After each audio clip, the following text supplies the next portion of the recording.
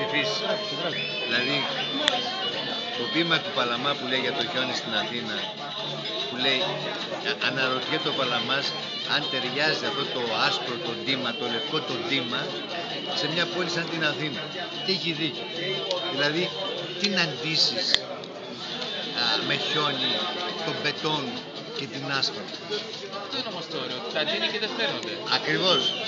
Ο Παλαμάς όμως, σε μια εποχή όπου για το χιόνι οι άνθρωποι ήταν λίγο περίεργοι, αλλιώτικα από τη σημερινή αντίληψη, θεωρούσε ότι δεν ταιριάζει στην Αθήνα το χιόνι.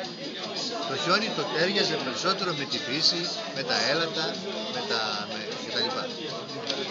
Εμείς όμως λες ότι ντύνει τις ασχήμιες μας. Κώστα. Ναι. Αυτό είναι σωστό. Και είναι απόλυτα διαχρονικό. Το χιόνι στην παραλία, καλή ώρα. Το χιόνι στην παραλία.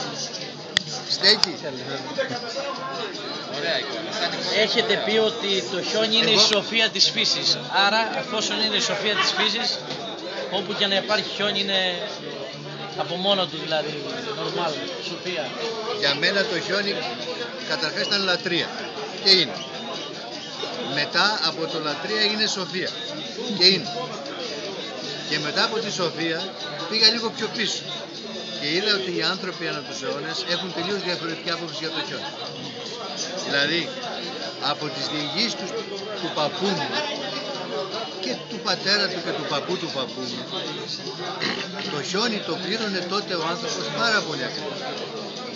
Δηλαδή, χιόνι πριν 150-200 χρόνια σήμαινε φτώχεια, πείνα, θάνατο. Και ξεχνάμε τη μικρή παγετώδη εποχή. Το χιόνι όμως τις τελευταίες δεκαετίες έγινε ένα άλλο πράγμα. Μας αρέσει όλους. Αλλά δεν μπορούμε να αγνοήσουμε εκείνη τη διάσταση του χιονιού. Θα μου πεις τώρα, κάθεσαι και συζητάς τέτοια πράγματα. Δεν μπορώ να μην τα συζητάω και αυτά. Θυμάσαι που έχουμε ξαναπεί, το Φεβρουάριο του 1936 θαύτηκαν δεκάδες άνθρωποι έξω από τη Θεσσαλονίκη. Πέθαναν άνθρωποι από μια τρομερή χιονοθύελα.